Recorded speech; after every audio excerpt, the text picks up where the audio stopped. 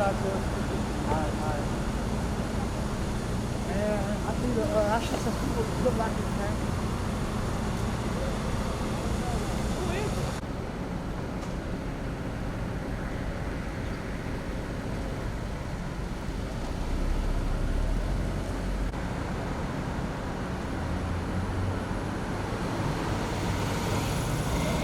And they said, never mind the live shot. And they like, Where's the live shot? right. It's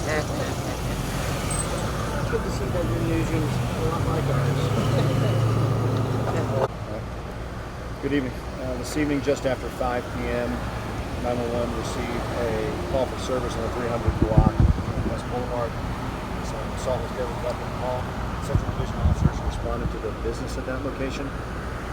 Did encounter an individual who had sustained a gunshot wound. Fire and medic also responded to the scene to provide medical aid. Unfortunately, the victim was pronounced deceased at the scene. At this time, we have patrol officers working with our homicide detectives and our crime scene investigators to process the scene for evidence and to review any video surveillance that's available at the incident location as well as businesses nearby in the neighborhood. We're also, of course, checking with any other individuals that may have provided surveillance. What I can tell you at this point in time is that the incident stemmed from a verbal altercation that began inside the business and spilled out into the parking area, which is where the shooting took place. At this time, I can give you some preliminary suspect information. We are looking for a newer model white Nissan Rogue that the group that the suspect was with left in. They're believed to have left the incident location heading away from town on West Boulevard towards I-77. As we confirm victim information and we make family notification, we will be releasing that information to you through the PIO.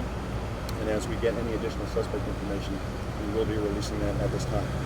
Currently, we have several witnesses to the incident who are downtown working with our detectives, so we hope to utilize that information in conjunction with the physical evidence that we're processing now and video evidence that we're able to process from the cameras at the incident location and in the nearby neighborhood. Is there an indication that someone involved here may have been an employee, or was this just a meetup location? No, the victim apparently is a somewhat frequent customer to the business. At this time, I can tell you that he's a middle-aged male. I do not have verification on what the altercation stemmed from, but apparently the group the suspect was with was inside the business at this location, completely separate from the victim, and verbal altercation began inside the restaurant and spilled from the restaurant out into the parking lot. Any indication of each other? I don't have any indication of that. Major. How many people were in the restaurant at the time, approximately? Do you know? I can't give you a count, but as I said, we're in the process of working with employees of the business and reviewing surveillance at the business house. This is now the 88th homicide that this year since 1995. Well, there's not a good number. We could have had one homicide. We're going to treat every serious crime the same way. So there's not a number that we're okay with. Less is always better, but unless we have a year where there's 0 homicides, we're not going to be satisfied with our work.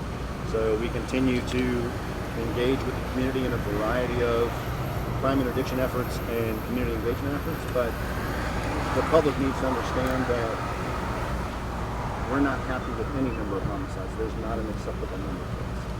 Oh, worth asking here, at least with the other homicide that happened this weekend, in addition to this one, are you finding that you're getting more help from the community in regards to the tips and then, or at least that might lead to... On a broad scope, we have a very good relationship with the community. So there have been, not just with homicide cases, with a variety of cases. We had tips the other night when we had our missing persons case. We have tips on our robbery cases. We have tips from organized retail theft cases. So we are very fortunate to have a robust Crime Stoppers program. And Charlotte does have a very engaged community. And they're absolutely willing to partner with the police department and with the city to address criminal issues and to help bring identified suspects to justice. With it being 24 years this year, can you just comment on maybe why that could be and which instance Unfortunately, crime can't be boiled down into one single thing. Society has a lot of factors that come into play. The police department addresses a certain fraction of those. But issues that we as a society need to address run a very wide gamut. Some of those would naturally seem to be outside of the policing realm, but that's why we partner on a regular basis with a lot of community providers. So, you know, it's a concern, but I can't boil that down into just one single contributing factor. Just to clarify, you said it was one gunshot.